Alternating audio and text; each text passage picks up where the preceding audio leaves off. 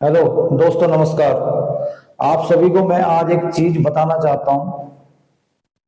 एक परिवार और एक राजनीति, इन दोनों का आपस में क्या कॉन्सेप्ट होता है। जैसे कि मैं आपको एक छोटी सी चीज बताता हूँ। एक परिवार होता है, उसके अंदर क्या होता है, माता पिता होते हैं, पुत्र होता है, पुत्री होती है, पुत्र वधू होती है। इस तरीके से क्या एक परिवार बनता है। और जो देश होता है, देश की जो सरकार होती है ना, उसका भी क्या है, एक राज्य होता है, फिर डिस्ट्रिक्ट होती है, फिर जिले होते हैं, या जो भी है उसको जोड़ के एक क्या है, परिवार बनता है। तो मैं आपको एक छोटी सी चीज बताता हूँ कि राजनीति के जो पहलू है ना, वो घर से ही आदमी सीख सकता है कि राजनीति का और एक परिवार का क्या संबंध है, दोनों का आपस में बीच में। तो मैं आपको वही चीज, छोटी सी एक चीज बताना चाहता हूँ। जैसे कि मान के चलो आप कि एक माता और पिता होते हैं घर के अंदर।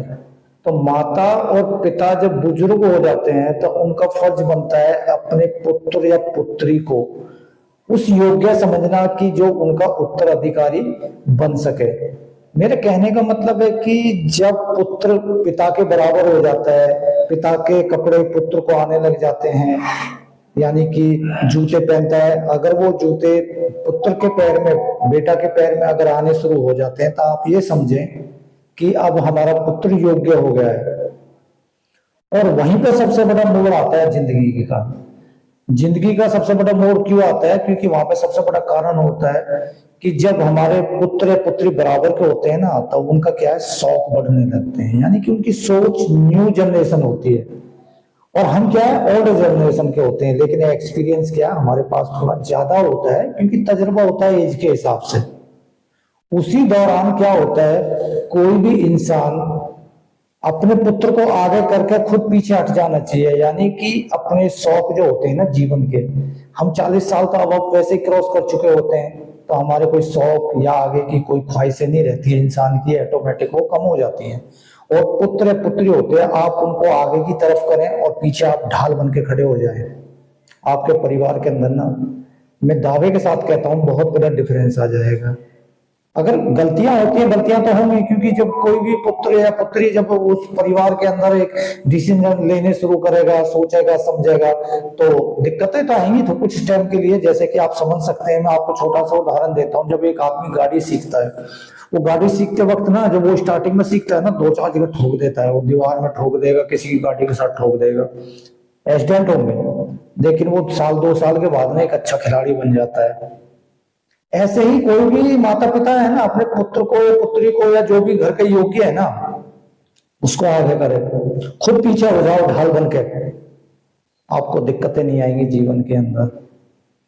ऐसे ही क्या होता है, जब घर के अंदर बेटे की शादी हो जाती है, और शादी होने के बाद में क्या, उसके बाद में लड़के की घरवाली आती है, वो भी आपकी बेटी हुई।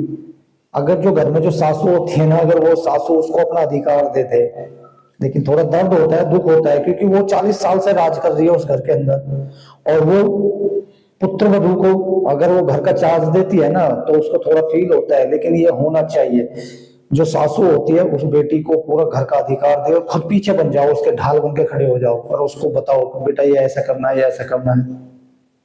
मैं आपको दावे के साथ कहता हूं, उन घरों के अंदर ना, आप जीने की खुशियां देखना कितनी ज्यादा हो जाएंगी। ऐसे ही सरकार का है। अभी जैसे मोदी जी हैं, मोदी जी एजेड हो चुके हैं, 3 बार प्रधानमंत्री बन चुके हैं। इनको प्रधानमंत्री बनाया किसने? हमने, आप लोगों ने। उस टाइम मोदी जी बहुत अच्छे थे। 2014 में चुनाव हुआ, बहुत अच्छे थे। 2019 में हुआ, मोदी जी बहुत अच्छे थे।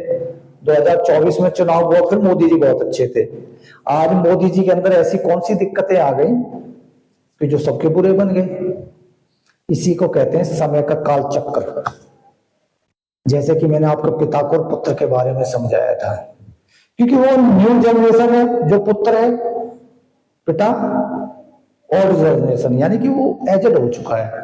जैसे कि नरेंद्र मोदी जी अभी एजेड हो चुके हैं। और किसी युवा को अगर वो ये करते हैं ना, कि किसी युवा को, चाहे वो अपनी पार्टी का कोई भी है, जो योग्य है, अपनी ताजपोशी को वो उसके सिर पर रख देते हैं, खुद पीछे हट जाते हैं, मैं कहता हूं उनका हिंदुस्तान के अंदर ना 10 गुना ज्यादा सम्मान और बढ़ जाएगा। लेकिन इस कार्य को करना बड़ा मुश्किल होता है, हर आदमी इस कार्य को नहीं कर सकता, क्योंकि इसको करने के लिए ना 2.5 kg का कलेजा चाहिए आदमी के अंदर, तभी वो ऐसे कार्य कर सकता है। तो परिवार और एक राजनीति, ये दोनों सेम मिलते जुलते हैं। जैसे दुख और सुख, खट्टा मीठा, या कोई भी जीवन के अंदर सुबह शाम, हर चीज का एक जोड़ा है। जब हमारे जीवन के अंदर ना ये जोड़ा डगमगाना शुरू हो जाता है, तालमेल दोनों का सही नहीं बैठता है, उस दौरान के अंदर क्या है, दिक्कतें आती हैं। कहते नहीं, या तो किसी के बन जाओ या किसी को अपना बना लो, या तो किसी के बन जाओ या किसी को बना लो। दूसरा, या तो इतने कामयाब बन जाओ कि लोग तुम्हारे पीछे खड़े हों, या फिर किसी कामयाब आदमी के पीछे लग जाओ जिससे तुम्हारी जिंदगी सफल हो जाए। दो में से एक तो करना पड़ेगा। और सबसे बड़ा जीवन का रहस्य यही है। अब रहे दुख और सुख, ये तो जीवन के साथ आया है, जीवन के साथ जाएगा। स्ट्रगल तो इंसान को करना ही पड़ेगा। दुख भी आएगा, सुख भी आएगा, कभी कुछ होता है, कभी कुछ होता है। ये जीवन है, ये तो चलता रहेगा। लेकिन एक जीवन का असली रहस्य यही है, अपने सुखों को मार कर ना सामने वाले को आप खुशियां दो, आपके जीवन के अंदर खुशियां ऑटोमेटिक आ जाएंगी। परिवार है, परिवार के अंदर भी ऐसे ही होता है। बेटा बेटी बड़े हो गए, माँ बाप को आगे कर दो, पीछे उनके पीछे खड़े हो जाओ, तो उससे क्या होगा, परिवार के अंदर संतुलन बना रहेगा। अभी सरकार के अंदर यही तो हो रहा है, वो उसकी टांग खींच रहा है, उसकी टांग खींच रहा है, उसकी टांग खींच रहा है। ठीक है, वो चल रहा है, वो हर आदमी अपने लिए चाहता है। लेकिन मैं एक ही चीज मान के चलता हूं, धर्म को ना कभी कोई हरा नहीं सकता है। टाइम लग सकता है, टाइम लग सकता है। जैसे किसी ने, पता है, बुजुर्ग आदमी ने या किसी कवि ने कहा है, जब तक तेरे पुण्य का, पुण्य मतलब कोई भी आप दान पुण्य कर रहे हो, कुछ भी कर रहे हो, जब तक तेरे पुण्य का आवे नहीं करार, जब तक तेरे माँ बचे अनगुण करो हजार। तुम कुछ भी कर लो, पुण्य करो, पाप करो, कुछ भी करो, अंत जरूर उस समय का आएगा, 100% आएगा। क्योंकि ये आप भी जानते, मैं भी जानता हूं, दुनिया का हर इंसान जानता है, जब सूर्य अगर उदय हुआ है, अस्त होना उसका 100% सत्य है। अगर जीवन हमें मिला है तो मृत्यु हमारी सत्य है। तो इसको कोई झुटला ही नहीं सकता। पाप हो चाहे जीवन के अंदर पुण्य हो, उसका अंत अवश्य आएगा। लेकिन फर्क केवल इतना है कि जो हम दुकान पे सामान खरीदने के लिए जाते हैं ना, वो 50 ग्राम भी मांगेंगे वो तोल के दे देगा, 100 ग्राम मांगेंगे वो तोल के दे देगा। भगवान के पास इतना टाइम नहीं है 100 ग्राम के लिए तराजू लगाना, 200 ग्राम के लगाना। वो तो कुंटलों का वेट करता है भाई। जब कुंटल हो जाता है वो तोल देता है, चाहे पुण्य हो चाहे पाप हो। ऐसे गवर्नमेंटें होती हैं, जब गवर्नमेंट अनदेखी करने लग जाती है, किसी चीज को समझती नहीं है, अहंकार आ जाता है, वो जनता के रूप में भगवान आके पासे पलट देता है। जैसा आप लोग अभी देख रहे हो जो हो रहा है, इसी को राजनीति कहते हैं। ऐसे घर के अंदर होता है, माँ बाप पीछे हटने के लिए तैयार नहीं है, औलाद बराबर की हो जाती है, उनके सुखों को हम मारने लग जाते हैं, हमें क्योंकि अपने आप से फुर्सत नहीं है। तो उन बच्चों पर इम्पैक्ट पड़ता है उन चीजों का, क्योंकि वो हर चीज के लिए, खर्चे के लिए, किसी भी चीज के लिए माँ बाप से पैसे तो मांग नहीं सकते। वहां जलन पैदा होने लगती है, दिक्कतें आने लग जाती हैं। इसलिए जब बुजुर्ग हो जाते हो 40 साल के बाद ना, जब एजेड हो जाता है इंसान, तो पीछे हटना शुरू कर दो, बच्चों को आगे करो। गलतियां होंगी, गलतियां तो वही होंगी जो मैं आपको पहले बोला था कि जब ड्राइवरी सीखोगे तो 2 चार गाड़ी को तो आपने ठोकना ही ठोकना है। साल 2 साल के बाद में आप खिलाड़ी बन जाओगे। ऐसे बच्चों के साथ में भी रखना है। तो भाई जीवन के अंदर ना बहुत कुछ इंसान को स्ट्रगल करना पड़ता है, और जीवन के अंदर परिस्थितियों को समझ के ही चलना पड़ता है। क्योंकि कहते हैं जब सर्दी आई तो सर्दी के गर्म कपड़े पहन लिए, जब गर्मी आई तो गर्मी के हल्के कपड़े पहन लिए। ये जीवन की प्रकृति है, प्रकृति के साथ ऐसे ही चलता रहेगा। तो दोस्तों कुछ एक चीजें ऐसी होती हैं, इन चीजों से करने से हमारे घर के जो झगड़े होते हैं, झंझटे होते हैं, दिक्कतें आती हैं, बहुत समाधान होता है, और जीवन में हंसी खुशी जियो। मैं तो एक ही चीज मानता हूँ, 4 दिन की जिंदगी कोई पता नहीं।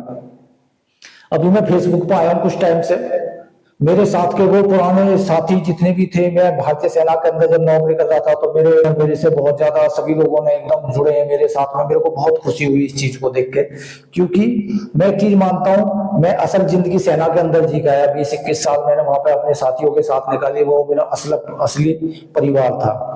अब तो मैं ग्रस्त जीवन के अंदर आ गया, लेकिन मेरा असली जीवन वही था। जहाँ पे मैंने पूरे परिवार को सेटल किया, जहाँ पे रहते हुए पूरे परिवार को एक अच्छी जगह लेके गया।